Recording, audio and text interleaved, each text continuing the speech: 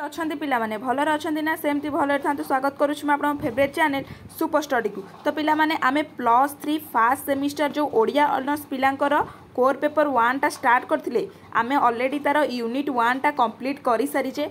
Syllabus भी upload कर देइछे। Core 1 रो core 2 रो syllabus upload कर देइछे। यूनिट 1 रो कोर 1 रो यूनिट 1 टा भी आज सरै देइछे।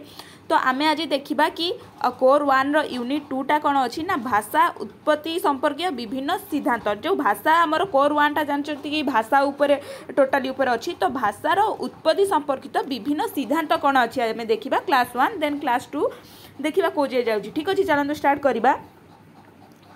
कौन देला ना अत्यावधिक विश्व में थिबा भाषा गुड़िकर सठिक गणना हो पारि नाही तथापि 3000 रु ऊर्ध्व भाषार अस्तित्व भाषाविद माने कल्पना करिसेंती। भाषा अध्ययनर सुविधा दृष्टि भाषा विज्ञानी माने समुदाय भाषा को केतोटी परिवार रे विभक्त करिसेंती। इंडो यूरोपीय भाषा परिवार हेउची पृथ्वीर सर्वबृहत भाषा परिवार। तो सर्वबृहत भाषा परिवार कौन ना इंडो यूरोपीय भाषा परिवार होउची पृथ्वीर सर्वबृहत भाषा परिवार। एक मार्किया शॉर्ट क्वेश्चन निहाती आसीबो। तापरे भारतीय आर्य भाषा यही परिवार अंतर्गत। भारतीय आर्य भाषा भी यही परिवार अंतर्गत। प्रीवियस ईयर्स जो क्वेश्चन टा आसला सेटा क्वेश्चन पड़ता कि भारतीय आर्य भाषा केउ भाषा अंतर्गत केउ भाषा ना इंडो यूरोपीय भाषा अंतर्गत। विकास दृष्टि विचार कले भाषार आर्य भाषार 3टी स्तर रही कौन कौन ना प्राचीन भारतीय आर्य भाषा मध्य भारतीय आर्य भाषा एवं आधुनिक आर्य भाषा। केउ दृष्टि ना विकास दृष्टि विचार कले भारतीय आर्य भाषार 3टी स्तर रही। गोटे हूँ प्राचीन भारतीय आर्य भाषा आउ गोटे है मध्य भारतीय आर्य भाषा एवं आउ गोटे हूँ आधुनिक आर्य भाषा। तापरे पिला माने जो सिद्धांत आसिला फास्ट सिद्धांत कौन ना दैव उत्पत्ति सिद्धांत। आमे कौन पढ़ुचे ना भाषार उत्पत्ति संपर्कित विभिन्न सिद्धांत। फास्ट सिद्धांत कौन आसिला ना दैव उत्पत्ति सिद्धांत। डेविन थ्योरी आसिला कौन देला दैव उत्पत्ति सिद्धांत ना भाषा उत्पत्ति संपर्कित सर्वपुरातन बा प्राचीन सिद्धांत कौटा ना दैव उत्पत्ति सिद्धांत। मोस्ट इंपोर्टेंट 1 मार्किया कि 2 मार्किया क्वेश्चन जहाँ भी आसपार यही सिद्धांत अनुसार पृथ्वीर सबु पदार्थ परी भाषा मध्य भगवान द्वारा सृष्टि लाभ बोली कही। तो दैव उत्पत्ति सिद्धांत माने दैव माने भगवान देवता।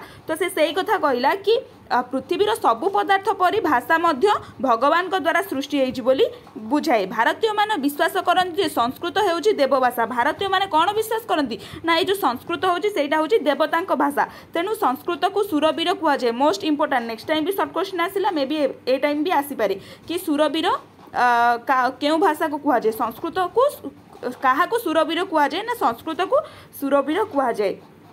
ऋग्वेद रे कुहा जायछि जे बागदेवी को देवता माने सृष्टि कले। बागदेवी किए भाषार क्वेश्चन आसी पारे कि भाषार परिभाषा कौन ना बागदेवी।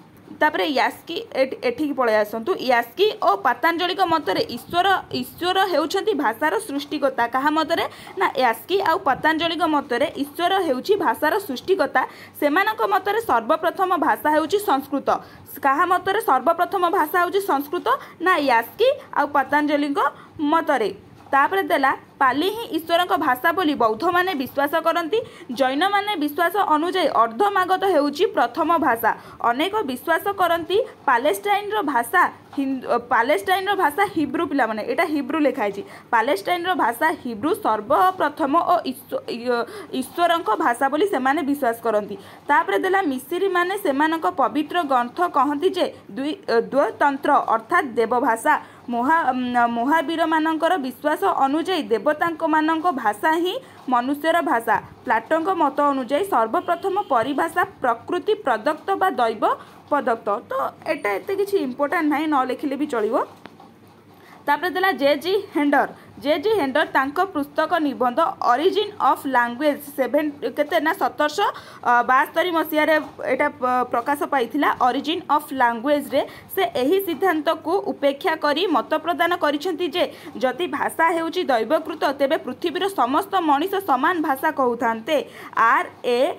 विल्सन को मत अनुଯାयी भगवान हुए तो उपहार स्वरूप मनुष्य को भाषा सृष्टि करिवार शक्ति दैछंती किंतु मनुष्य ही भाषार सृष्टि करिछि। तो यही समालोचनाटा को भी मन रखिथे पिलामाने ए जो दुईटा पॉइंट गला एटा होची समालोचना से जो दैव उत्पत्ति सिद्धांतर एटा समालोचना टिके मन रखिथे।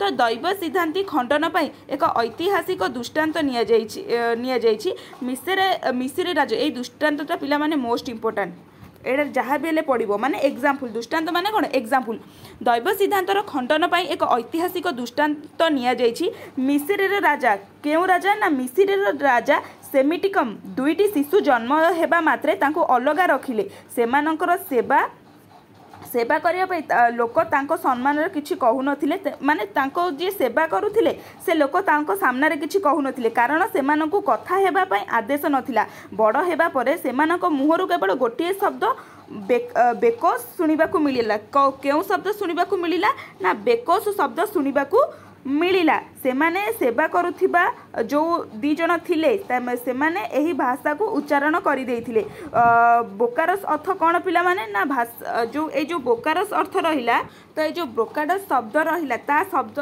से शब्दर अर्थ कौन पिला माने ना रुटी से शब्दर अर्थ कौन रुटी कारण से जो दीटा शिशु को लेकिन अलग स्थान में रखिले मिसिरीर राजा तो से शिशु दीटा को जी सेवा करने को आसीथिला सेमानंकु कौन ना तांको सामने कौन कथा कहवाक अनुमति नथिला कारण से भूलवशत गोटे शब्द को व्यवहार कर देइथिले ता ना होची बेकस ता ना होची हाँ बेकस बेकस शब्द कौन ना रुटी बेकस शब्दर अर्थ होची रुटी तो एथिरु प्रमाण कौन हैला जे ना एथिरु प्रमाण हुए जे भाषा दैव सृष्टि नुहे और शिशु माने से जो भाषा शिखिले पेटू भाषा शिखी माँ पेटरू भाषा शिखी न थांती बुझेला माने एटा आउ गोटे दैव सिद्धांतर खंडन कला कि भाषा जो आमर रहिला से दैव सिद्धांत नुहे कारण कौनसी पिला ता माँ पेटरू भाषा शिखी न थाए से माने आम सहित माने बाकी समाज सहित चल प्रचल हेले ही से माने भाषा को कहि परिबे तापर आसिला धातु सिद्धांत बा अनुकरण सिद्धांत तापर कौन देला ना धातु सिद्धांत बा अनुकरण सिद्धांत डिंगडंग शब्दर अर्थ कौन पिला माने ना अनुकरण करिबा बहुत टाइम शॉर्ट क्वेश्चन भी आसी थाए कि डिंगडंग शब्दर अर्थ होची अनुकरण करिबा एहारी उपरे एही सिद्धांतटी आधारित एही सिद्धांतर मूल चेतना मार्क्स मूलंक मूल चेतना सहित समान कहा सहित ना मार्क्स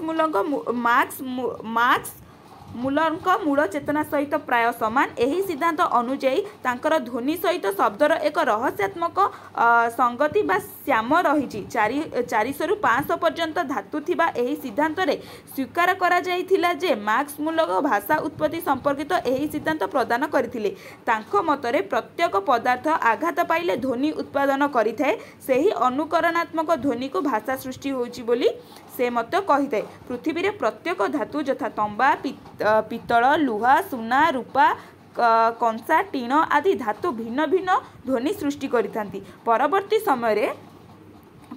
समय रे एही सिद्धांत को प्रत्याख्यान करागला कारण आदिव मनीष धातुर व्यवहार जानि नथिला जदि भी जानिथिला ताहले सेतेबेले एते गुडिये धातु नथिला सीमित संख्यक धातु बा क्रियामूलक संभावना करिबा अयोग्य थिला सेतले मार्क्स मूलक मतरे प्रत्येक शब्दर सृष्टि मूल रही धातु बा क्रियामूल एही क्रियामूल कौनसी ना कौनसी धातुर अनुकरण रे सृष्टि हुए मात्र भाषार सृष्टि पाई केवल धातु यथेष्ट होई न थाए तापरे आधुनिक भाषाविद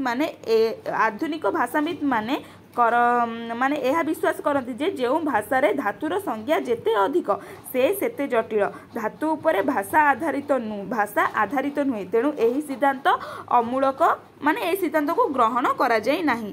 तो पिला माने आमे एबे यूनिट 2 रो क्लास 1 टा सरै देले क्लास 2 रे देखिबा आउ सब कोन सिद्धांत रही। नमस्कार, जय जगन्नाथ।